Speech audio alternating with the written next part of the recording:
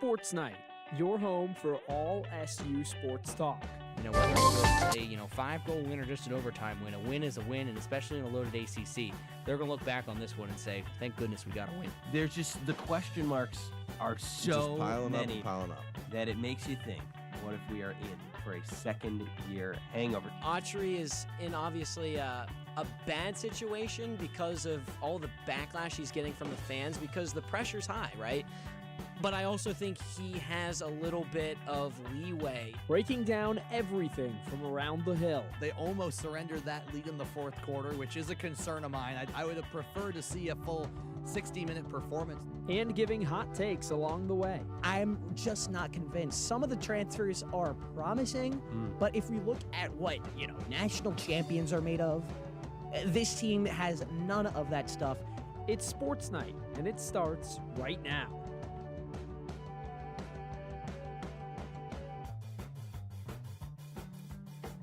Welcome into SportsNite. Drew Alba alongside Alex Burstein with you until 9 p.m.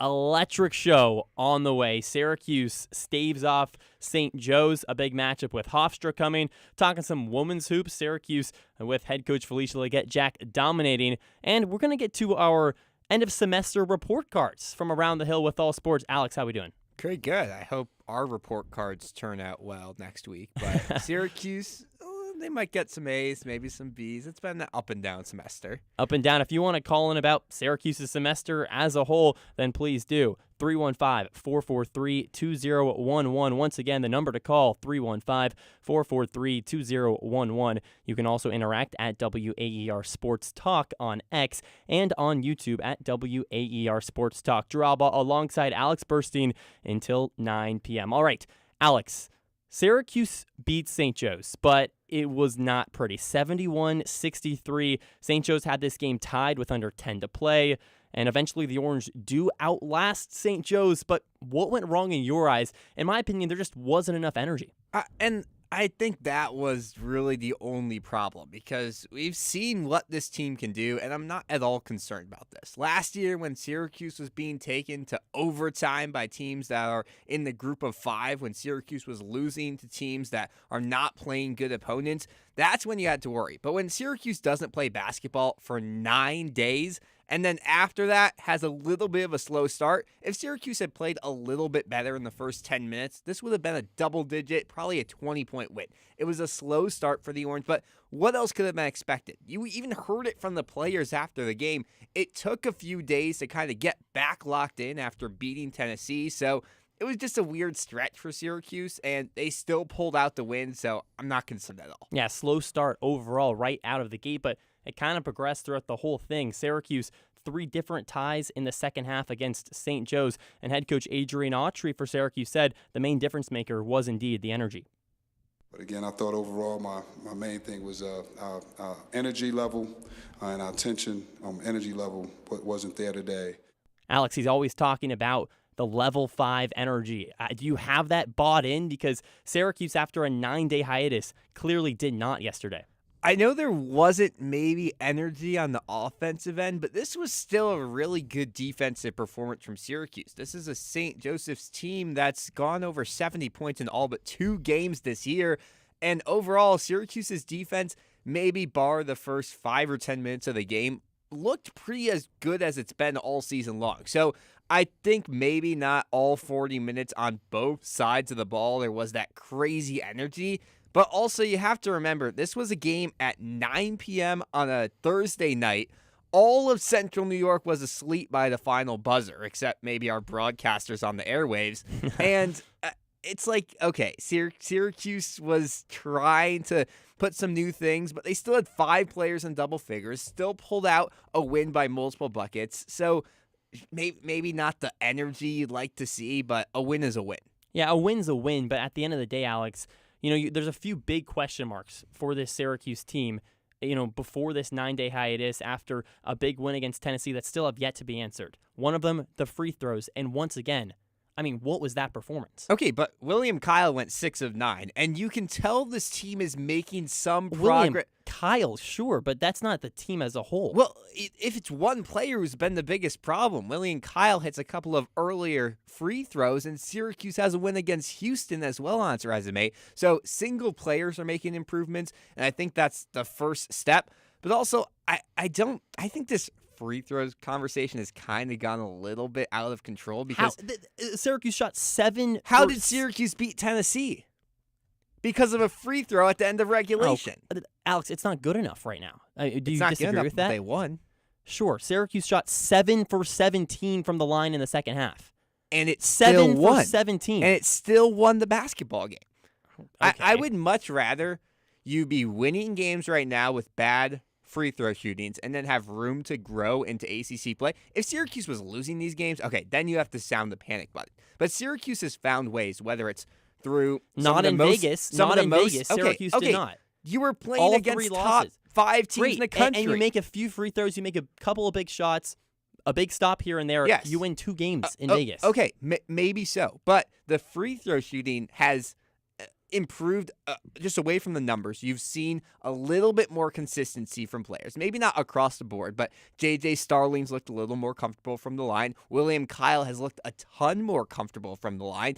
And these are the games where it's okay to make little mistakes because it's going to still work out in your favor at the end. Syracuse still won this game by almost double digits, even not playing its best basketball. Can you agree it's a little sloppy? It's sloppy. Rough around the edges, every defense, team turnovers. has sloppy games. And this has been there's a another reason. trend. There's a reason the number 1 team in the nation almost never ends the season undefeated.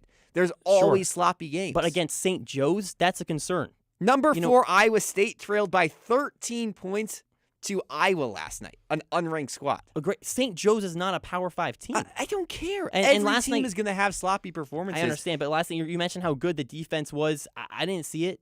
Really? No, and nor did head coach Adrian Autry after the game.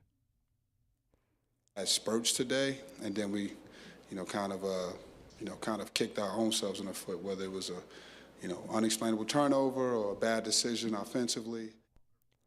Yeah, so head coach Adrian Autry said there was some moments here and there, and that was really what it was down the stretch. Syracuse had this in the bag. It was a 12-point game with over a minute left. I was in the dome, Alex. I started to walk out, and all of a sudden, it's still a ball game. It was 6, maybe 7 points, no pun intended, and the Orange just couldn't put it away. A big part's the free throws, but it's also the turnovers, the defense.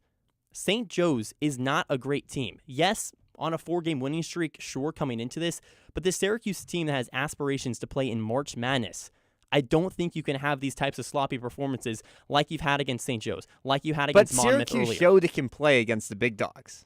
Yes, it went to that's overtime true. against Houston. It Agreed. beat Tennessee. There's no reason to think that Syracuse won't be able to compete against teams like North Carolina, like Louisville, like Duke.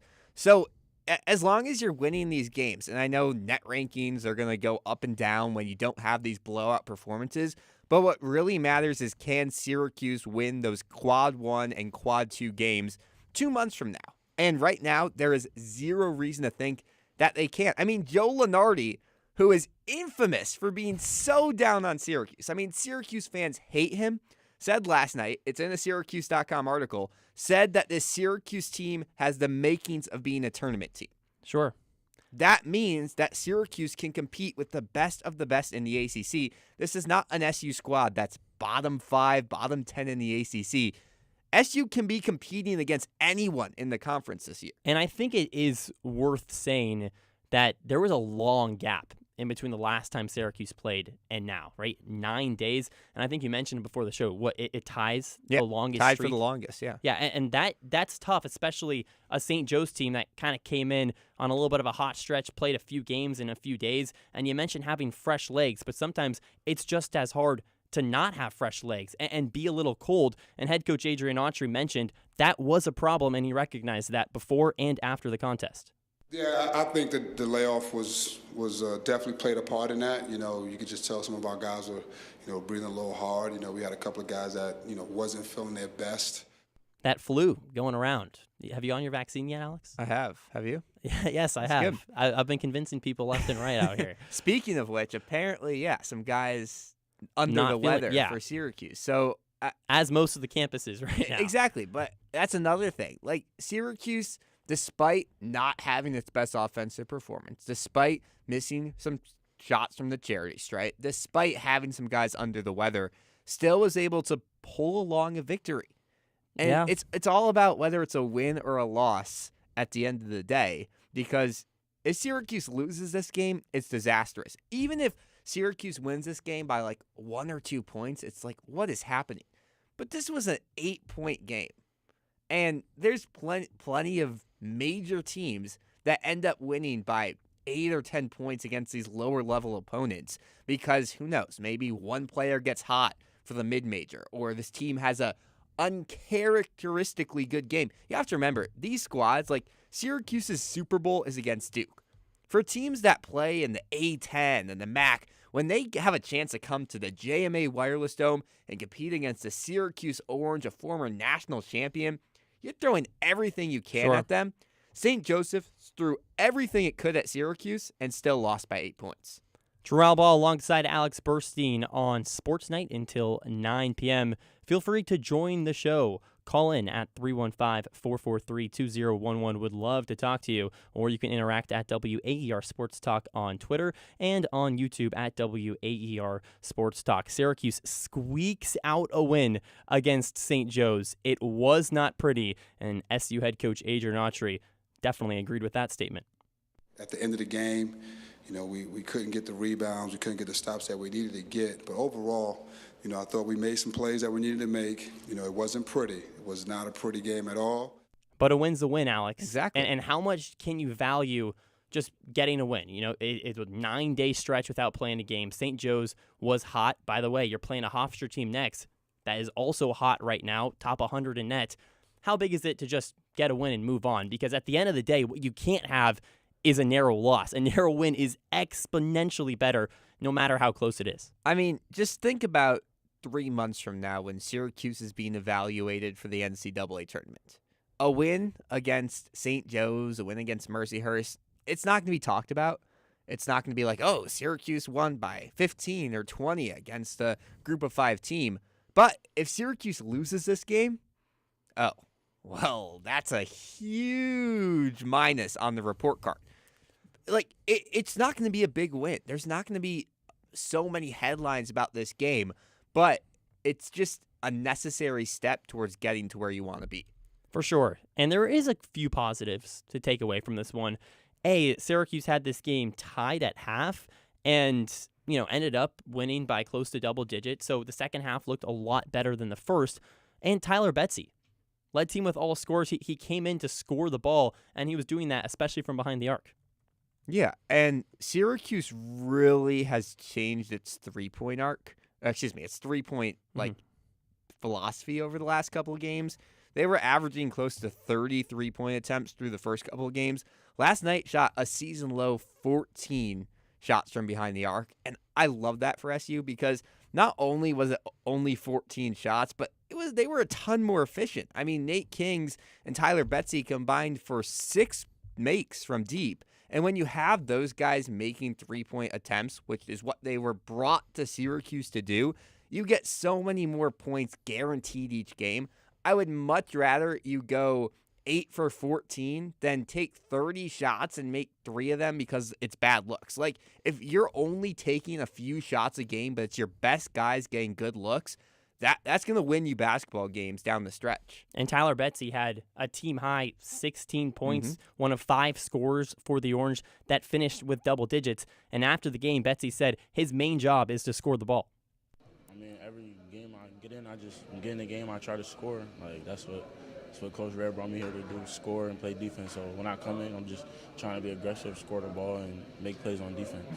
I'm just curious what Cincinnati was doing with him last year. He is a pure stroke when shooting the basketball, and he's a really good defender as well. Like, he is the prototypical 3-and-D guy. I was just about to say that. Can hit a shot, whether contested or open, from anywhere around the perimeter, and then he's getting back, he's defending, whether it's in a man, in a zone, whatever it is, he is getting to his defender and making an impact on both sides of the court. And that's what Syracuse has I mean, the whole thing this season for Syracuse basketball is we need energetic guys. And I know, Drew, you don't think Syracuse had good energy last night. They didn't. But once again, you look at a guy like Tyler Betsy, he was good on defense, he was making shots. That's what energy is to me. I don't need to see guys jumping up and down, screaming on the bench, yelling at their teammates. If it's efficient basketball being played, which Tyler Betsy had last night, great. I guess. I mean, sure. I don't think that the energy as a team was good enough last night. Point blank period. You had 5 players in double figures. Yeah, and no one above 16 points. This is a single-digit win over St. Joe's, Alex. It's still a win. And at a 9 p.m. game in your house, St. Joe's traveled and played harder, played faster. St. Joe's traveled from in-state. A 9 p.m. game is totally against your point because Syracuse traveled 10 minutes from South Campus and played with way less energy, especially in that first half. It was an empty dome. It was sleepy time for that's most not, of the players. No excuse. Yeah. No excuse. Yes. You think that's an excuse? They still won. Like, if this was a loss, that's a bad excuse. But the fact that Syracuse still won this game convincingly. Convincingly? They won the game, didn't they? Was it? You said the adjective convincingly. Were you ever fearful they were going to lose this game? You yes. thought Syracuse could lose this game? 100%. I watched the whole game in the dome. Syracuse had the better players. No way. Oh, yes, the better players, sure, but the energy level was not there. What? Why are you shaking your head? Because energy doesn't win basketball games. Points does. It 100% wins basketball games. And Tyler Betsy, after last night's game, agreed the energy level just wasn't there. Nothing came up on this. Tyler Betsy pretty much said after the game how there just wasn't enough energy, and he admitted that he didn't play with enough energy in that first half. In the second half, it got a lot better, Alex. But, as the game progressed, how do you play with that, quote, level 5 energy? Do you not buy into that? Because that's what Adrian Autry is preaching to his guys throughout this whole season. And I think it's good, and I think you need level 5 energy against Duke and North Carolina and even Clemson at the end of the month. But yesterday against St. Joe's, tomorrow against Hofstra, which I think is a perfect baseline for this team because, all right, let's say Syracuse was tired last night, was kind of lazy after 9 days of rest, but tomorrow, going into a game at 4 p.m. in the Dome, which I guess you could say is prime time. I mean, what else are people going to be doing other than watching this basketball game on a Saturday afternoon? It's not bowl game season yet. So Syracuse fans should show out tomorrow for the game against Hofstra. If Syracuse has another low-energy game, another tired game, then I think you can sound the alarm. But against Hofstra tomorrow, we can really see, was it just the rust from 9 days, or is there actually an issue? Syracuse took down St. Joe's 71-63 last night in a game that was a lot closer than a lot of people would have liked. It's Drew Alba and Alex Burstein talking all about it on SportsNite. We're up until 9 p.m. Call in at 315-443-2011 to make your opinion be heard. Syracuse, a narrow win over St. Joe's, but SU head coach Adrian Autry knows you just got to move on. Lot to work on. Don't have too much time to think about this one as we got to get prepared for, a Hofstra team coming in here that's playing extremely well. Playing extremely well, and all of the statistics back it up. Top 100 in net, just outside the top 100 in KenPom. For what it's worth, Alex, this is going to be even tougher than yesterday's matchup against St. Joe's. It is going to be tougher, but that's great. Once again, like I said, Syracuse doesn't get much out of these games against teams in the two. I mean, in the first 4 games for Syracuse, half of its opponents were in the KenPom 300-plus rate. Yeah.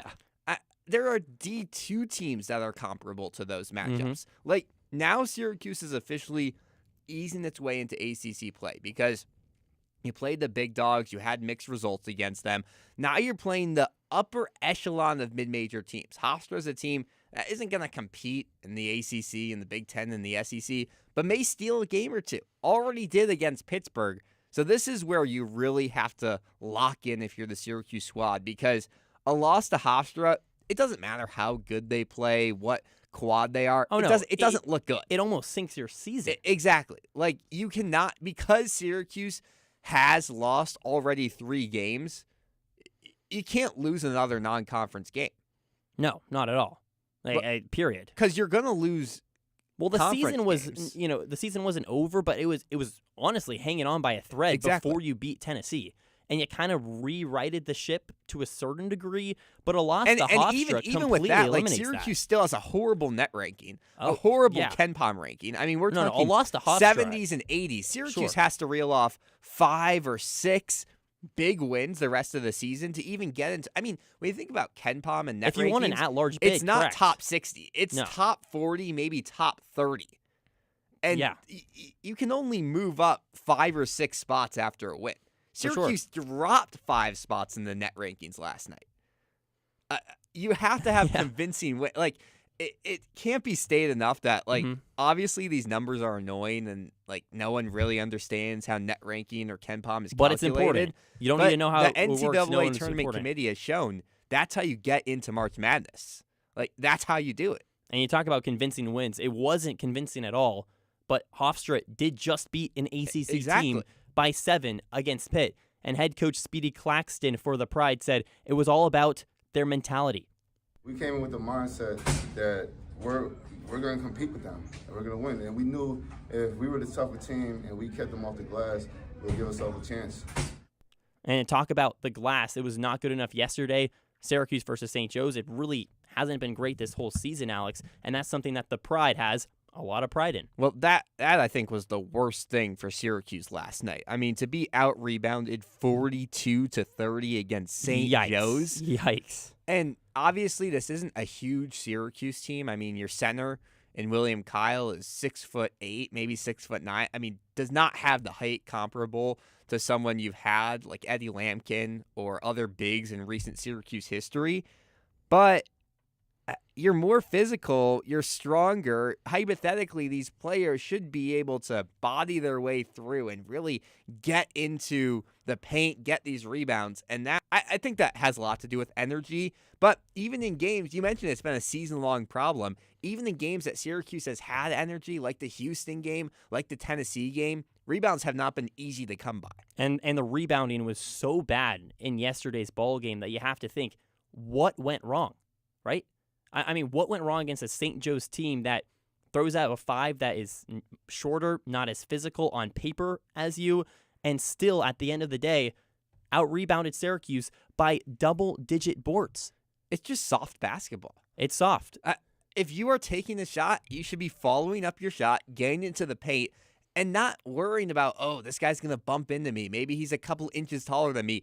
Going up for the board. Sure. Because remember, you are Syracuse University basketball.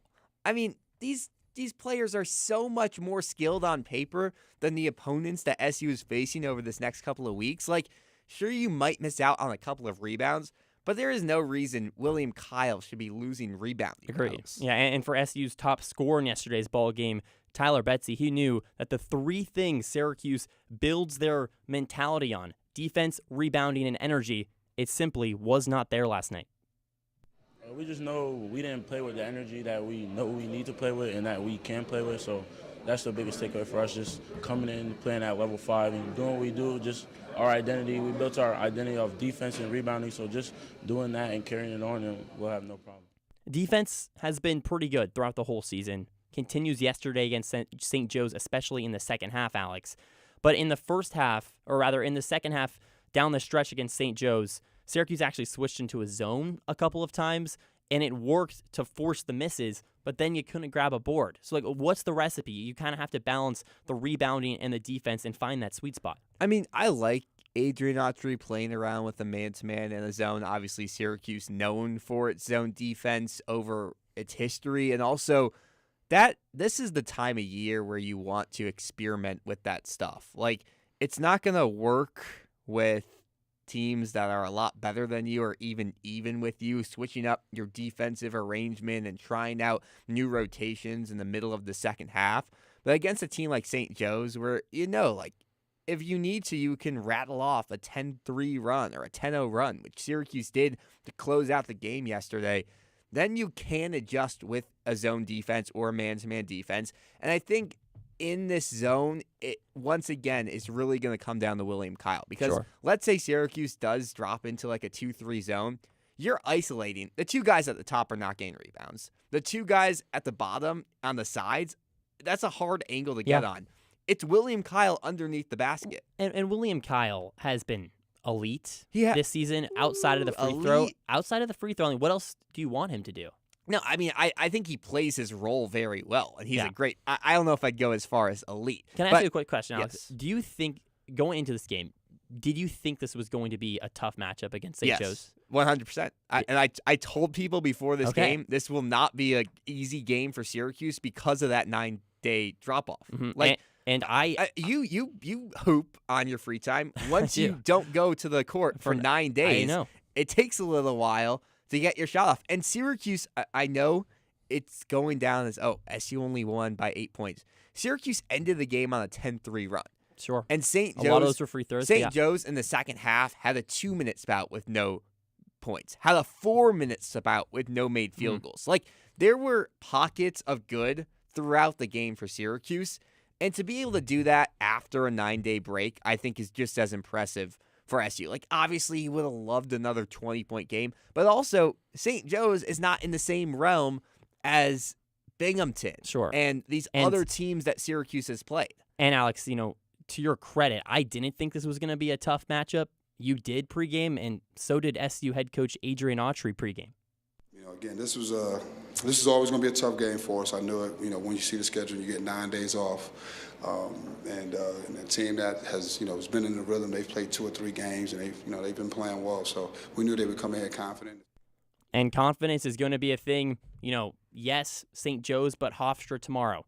And how do you stifle that out of the gate? Because when I play basketball or whatever, when you do anything in life and you're a little skeptical if you can hang, that first 5 to 10 minutes is huge, because if you can prove in that first stretch that you can hang with the other team, that sets the table for the rest of the game. Well, and that's Hofstra's job, because Syracuse is the favorite in this game to win and to dominate. And that's what St. Joe's did. So for Syracuse, it's not how you get out of the gate and how you establish the momentum. It's just keeping any momentum from going in Hofstra's favor. And I think SU, despite being the underdog against Tennessee, did a really, really good job of that. I mean, 4 minutes into the game against Tennessee, it was a 2-1 basketball game. Was everything going perfect for SU? No. But it shut down Tennessee's offense. Shut them down. And now, if you can shut down one aspect of your opponent, Adrian Autry does his homework, knows what you need to shut down. We do our homework. We know it's going to be the physicality that's a problem for Hofstra. If Syracuse can say, okay, before the under 12 media timeout, we are going to go at them, fight for the rebounds, really establish a physical presence, this will be an easy game for SU. If you missed the first 27 minutes of Sports Night, we're on until 9. One thing can summarize Syracuse's performance against St. Joe's, and head coach Adrian Autry made that clear after the game. But again, I thought overall my main thing was our energy level and our tension energy level wasn't there today. No doubt Syracuse has to bring that energy tomorrow against Hofstra, a team that's top 100 in the net rankings. It's going to be a tough one. We still got a half hour here on Sports Night. It's Drew Albaugh and Alex Burstein until 9 p.m. We'll be back right after this. On last week's Wait, Alonzo Bodem was not enthusiastic about the Transportation Secretary's idea that airline passengers should dress better. I don't know if he's flown lately, but I can't fight in a tuxedo. I'm Peter Sagal. We invite you to dress comfortably and get a row all to yourself for this week's quiz with special guest Lucy Dacus of Boy Genius. That's Wait, Don't Tell Me from NPR. Saturday morning at 11 on 88.3 FM WAER. Amy Milan co-founded the beloved Toronto band Stars and is a noted collaborator of Broken Social Scene. For her first solo album in over 15 years, she looked to her past to find clues on who she became and why. Amy Milan plays songs from her new album, I Went to Find You, on the Next World Cafe. Saturday afternoon at 1 on WAER, your local NPR station from the Newhouse School at Syracuse University. Hello, I'm Larry Bousquet. And I'm David Holstein, and we are two of the managing members of the Bousquet-Holstein Law Firm. We're proud to support WAER because for both Bousquet-Holstein and WAER, giving back to the community is an integral part of who we are. Just like WAER provides reliable news and entertainment for its listeners each day, our attorneys work to provide quality legal service to clients and support a variety of organizations that strengthen the fabric of our community.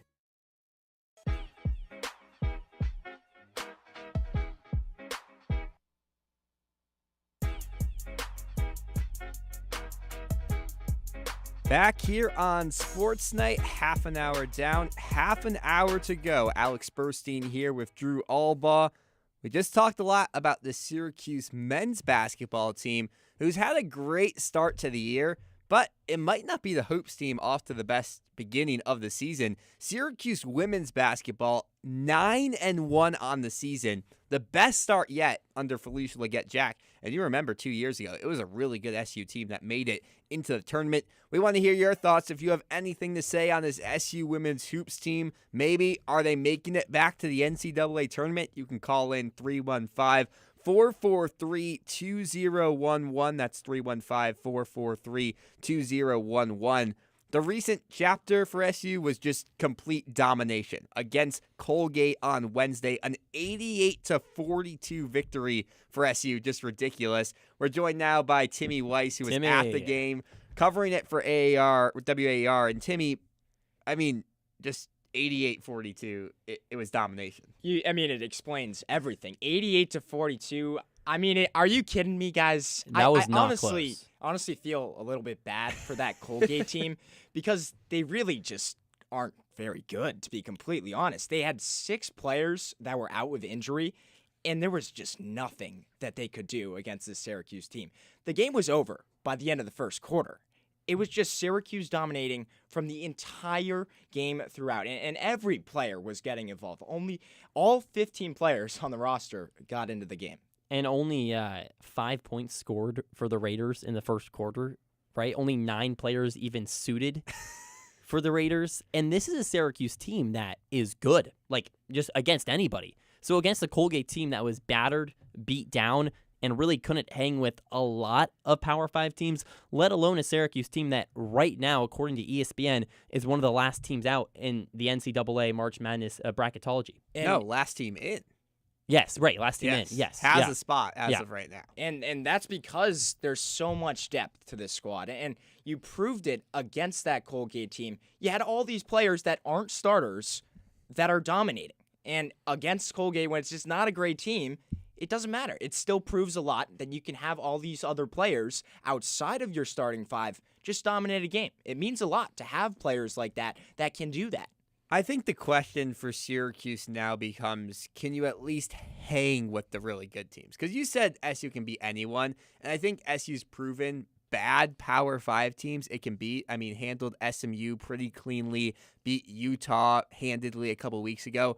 But the one real test of this season against a top 5 Michigan squad was horrible. Syracuse got blown Michigan is out. really good. It's really good, but you can't lose by 40. You have to compete in it.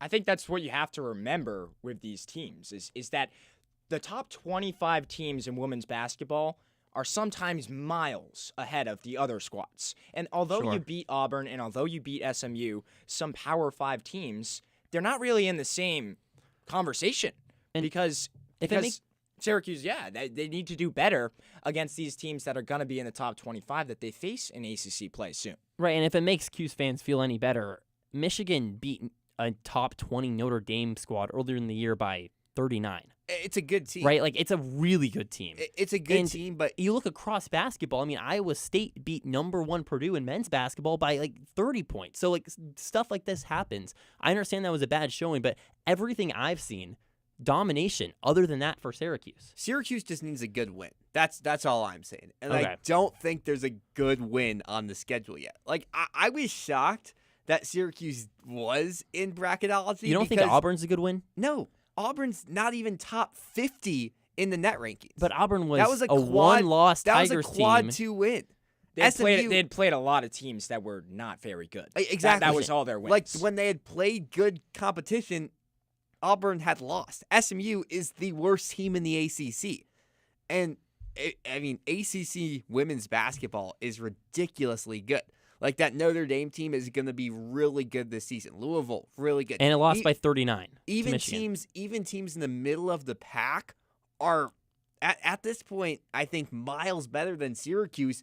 I don't think we, at this point in time, know where Syracuse stacks up in the ACC. But I think the thing that you do have to remember about this squad is they've optimized their schedule so far. They've had one game so far against this Michigan team that was really tough, and you knew they were going to lose that. But other than that, they've done their job. I hate that. It hasn't been perfect, but in 2025, when net rankings are so big and when you have to have big wins on the resume, if you're sitting down right now, but you and don't looking need at to this stack your Syracuse- non-con when you have Yes, the you ACC do. coming up. Yes, you do, because you just said Syracuse how is good not- ACC is in It Syracuse is, but women's, Syracuse is in not women's going to get a basketball. lot of ACC wins. Well, then they're. It's not going to make the. It's not going to make the tournament regardless. And do you then. want your second real test of the season to be coming in January? Looking at other teams and who they play, obviously Syracuse is on a fully different level than teams like UConn and Texas and top 10 teams and top 20 teams. But those teams are on showcases, are on ESPN every single week, playing against other teams that are quad one and racking up these victories. I would much rather Syracuse be 1-4, 2-3 in quad one games, and then have 3 or 4 quad 3 and quad 4 victories than SU currently be 0-1 with a bad loss in quad 1 and then a perfect 9-0 against quad 2, 3, and 4. But even if they play these quad 1 teams, I don't really think they have the same level of a roster. Well, Alex, that's a you problem. are so negative. No, then that's a problem. You're like a mosquito on a summer night, somehow making a good situation bad. The Syracuse team is 9-1, and all you have is complaints out of your mouth.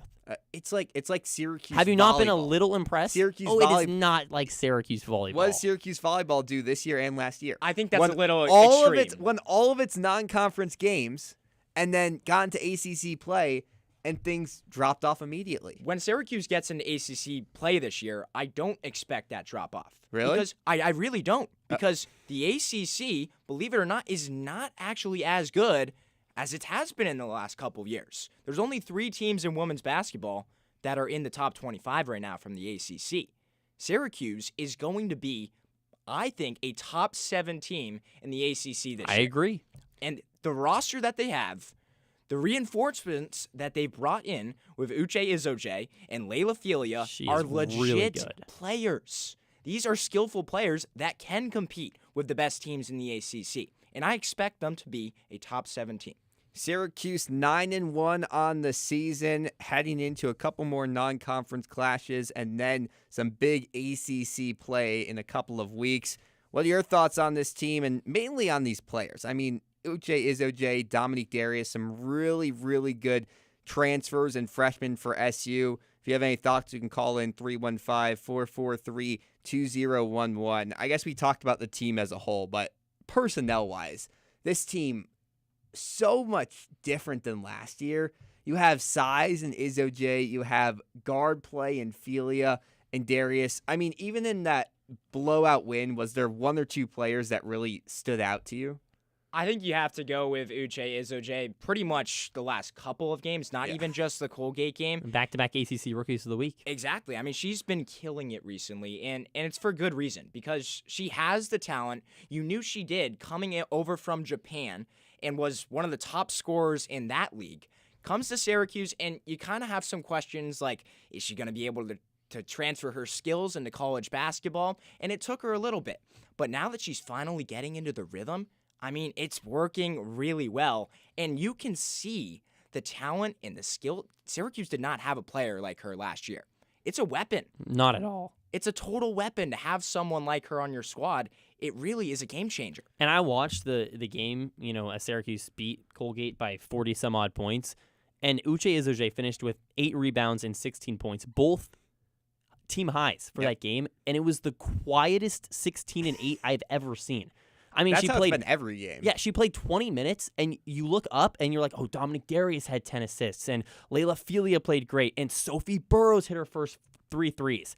And when all is said and done, Uche Izoje, 7 for 8 from the field, efficient, led her team with 8 rebounds. I mean, she gets it done, and she kind of reminds me of Jokic, like in a little bit, like just so efficient in everything she does, and you can't even necessarily see that maybe in the game, but on the box score, it shows every single time. I think the only problem that she has is the fouls. I mean, 3 last game, 4 in the 3 games prior to that. A little raw. It needs to and that's what FLJ has said after every single game. Like, she's new to this game because international basketball, she had played in Nigeria and then professionally in Japan, and USA collegiate basketball, completely different games. I think that's what's made this so impressive to me. I mean, to transition to the NCAA and look as good as you do after playing a completely different type of basketball, that's ridiculous. It's also interesting, like, because Syracuse had this super easy schedule at the beginning of the year, but honestly, I think that plays a good. It plays into Uche Izoje because it's allowed her to get used to college basketball and get used to not fouling people as much. And that's so important because when she gets to ACC play, she has to be able to avoid that at all costs because Syracuse is going to need her to be in the game as much as possible. Yeah, and it looks like Uche Izoje, when she's out there, I mean, she looks different than like almost every player on the court. Like, her arms are longer than everybody. She jumps higher than everybody. She can dunk. She can apparently dunk, not in game yet, but she can apparently dunk. You can't according teach to head coach athleticism. You can't, and you can't teach. She has great hands. Yes. Also, I mean, these guards, Dominique Darius, Layla Felia, full court passes. She's hauling in like tiptoes the baseline. Get her on the football field. Seriously. Like, I actually think Uche Izoje wouldn't be a terrible tight end. Like, it's so good. Have you ever watched her highlights in the women's Japanese basketball league? It's ridiculous. I mean, it is crazy. 5 inches taller than every other player on the court, and just it is ridiculous. Absolute havoc. And that, I mean, I think because of that is the only reason I was like, okay, I don't know how this transition will be, because even though it was the professional league in Japan, I think this is a huge step up in level of competition, and there's a reason she came to the U.S. to play in Division I basketball. But it's like those players who come and are like stars at the junior college level and then break into Division I and end up being bench pieces. That has not been a problem at all. No. And head coach Jack said she's a Paige Beckers level talent. You don't just get that. You don't get Coach Jack just to say that. She talks about how special she is. Like, almost after every single game. She's like, yeah, I've never coached anyone like this. I've never seen anyone like this because it's true. She's one of one. She's just such an athlete. Timmy, I'd love to talk about also another player that was meant to be one of one coming in. It was Dominique Darius, and she struggled a little bit in her first 3 or 4 years of college, but now with Syracuse doing a lot better job, and she's turned almost into an assist weapon, 10 assists against Colgate. And you know why she's so key to the squad this year is because there really wasn't a player like her last year on the team. There wasn't that playmaker that had the ability to make so many scoring chances for this team. And Syracuse has the scorers now in Layla Felia and Uche Izoje, and Dominique Darius is the perfect person to be the sidekick to them and set them up and give them the chances. And that's going to be huge for Syracuse when they need offense in these big ACC games coming up. Syracuse women's basketball 9-1 on the year. Alex Burstein here with Drew Albaugh and our women's basketball reporter Timmy Weiss. One player we have not touched on yet, who was supposed to be the star for Syracuse, Sophie Burrows. And Burrows was pretty absent through the first 8 games, only 4 3-point makes through the first over month of the season. And now she's finding her shot. She really is finding her groove. And finally, right? Because you've been expecting all year to see the Sophie Burrows of last year. The one that was knocking down triples and you left could and right. rely on her every single game to be a shooter. And finally, Coach Jack, the team, seems to be gaining a bit of trust back in her. And you're starting to see the confidence in Sophie Burrows. I'll say, Coach Jack has had trust in her the entire season. I mean, every single press conference, she's had a ton of trust in her. I think more than anything, I mean, you can say it's confidence, but I mean, players talk all the time about confidence. What it really is now she has found that she does not need to be the leading scorer for this team. She does not have to be heaving up shots right and left because other players are scoring.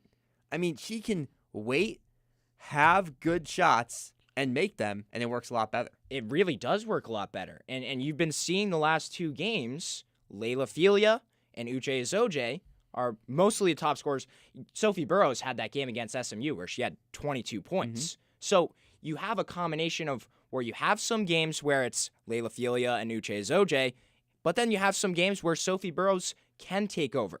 Because it can't be every game where it has to be the Uche Azoje, Layla Filia show. If you can kind of spread it out and get a couple players to take their turn at having their day, that could be the key. And I will say, there was a little bit of skepticism from head coach Jack. I mean, after that big blowout game against Michigan, she said she has to drive more, she might be benched.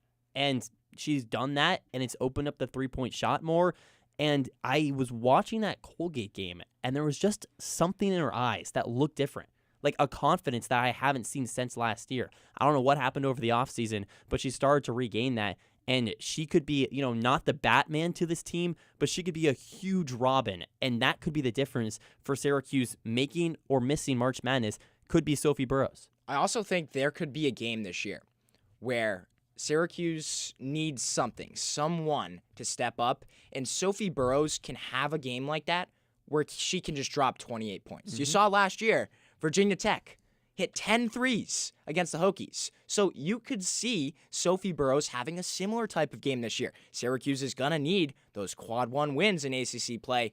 Sophie Burrows could be that player that brings you that spark and can get you over the hump against some of the best teams. 3 straight double-digit performances, too. Syracuse will need some quad 1 wins, but not next up. It's another Q3, Q4 opportunity. The Orange hosting Binghamton on Tuesday at 7 p.m. You can follow the WAER X account for updates. But first off, Timmy, thank you for coming on. I mean, great insight and a really, really good win for SU. Well, thanks so much for having me, guys. And it was fun to watch the game the other day. Syracuse's best win over Colgate since 2005 is pretty good. Wow. We've got just under 15 minutes left to go here on Sports Night. When we return, it's time to hand out some grades. It's the end of the semester, and Drew and I will break down how SU athletics has been doing with some report card grades when we return here on Sports Night.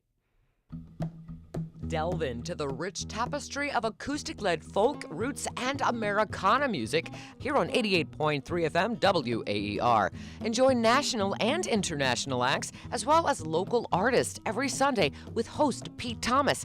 Whether you're seeking the comfort of timeless classics or contemporary gems and music discovery, don't miss Common Threads, Sundays from 2 to 5, exclusively on 88.3 WAER, your local NPR station. One famous Christmas persona knows who's been naughty and who's been nice. Another just assumes the worst and acts on it. Ow! Ow! Yeah? That actually hurts. But I don't make it hard. You didn't even do it that hard. A trip to the Alps to see and feel a Krampus parade. Saturday on Weekend Edition from NPR News. Saturday morning from 8 to 10 on WAER. I'm Jesse Thorne. This week on Bullseye, we're coming to you live from the Pit, the People's Improv Theater in New York City. We'll hear from H. John Benjamin, Jad Abumrad, and Tony Shalhoub, who has a new show on CNN about bread. It was really more of an exploration for me, and an excuse to travel and eat for free. That's on the next Bullseye from MaximumFun.org and NPR. Sunday morning at 11 on WAER.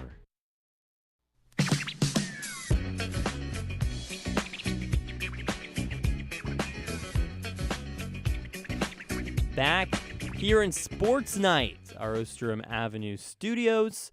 Drew Alba alongside Alex Burstein until 9 p.m. We're running out of time, so let's just get right into it. Alex, it's the end of the semester. I don't know how your grades are doing, but mine are up and down. And we're going to talk about Syracuse's report card. We're going to be the teachers in this spot, but the person who's maybe, the assistant teacher. The principal perhaps, making the test is our very own Nathaniel Cunningham, our engineer. Hey, for what's going tonight's- on, guys? Hey, Nathaniel. How we doing? So what do you got for us? What's the things you want us to as teachers, like what students do you want us to grade? I think there's a couple of students that we've got to get off the start. Okay. And I think the first one is a guy who's had a lot of concerns about him this year. It's Syracuse men's basketball head coach Adrian Autry. If you had to give him a report card through 2025, he's still got half a season left. What are your thoughts? My thoughts are, I don't know. B- is what I'm going to go with. Oh. Because 3 losses in Vegas, I felt like that was your opportunity to make a statement.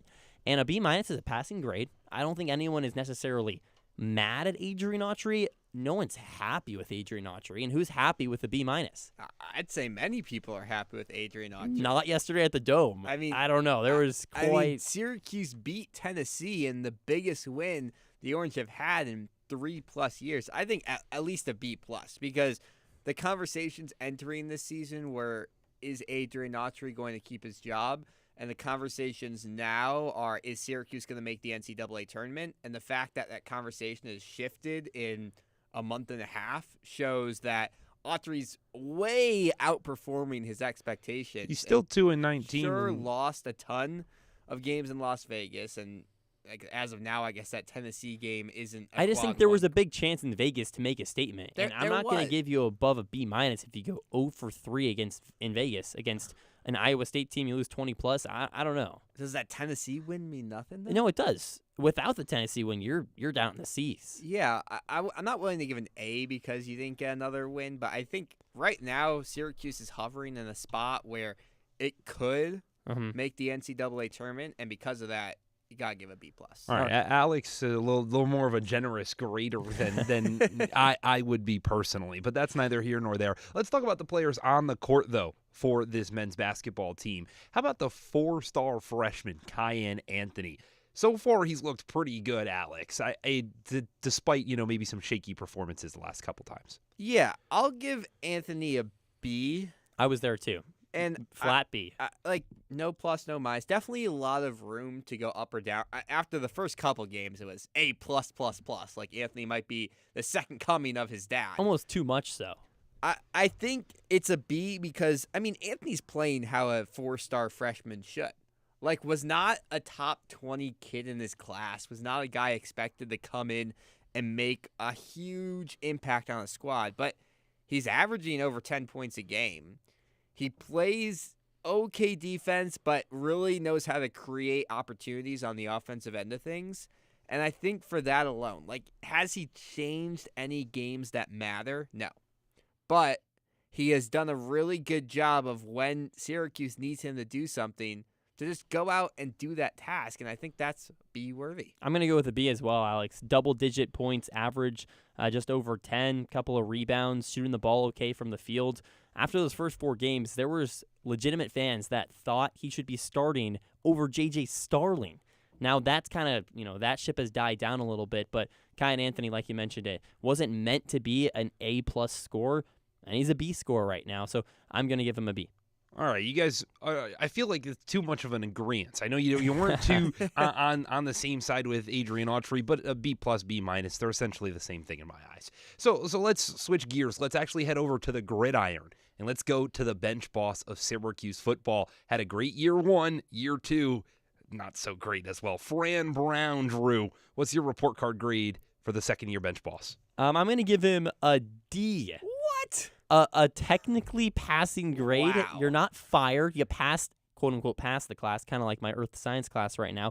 I'm passing. I didn't do well whatsoever. Fran Brown, Alex, went on a, 9-game losing streak? 8-game losing streak to end the season? Yeah, but... What do you mean, yeah, but? Have you looked at how he's responded?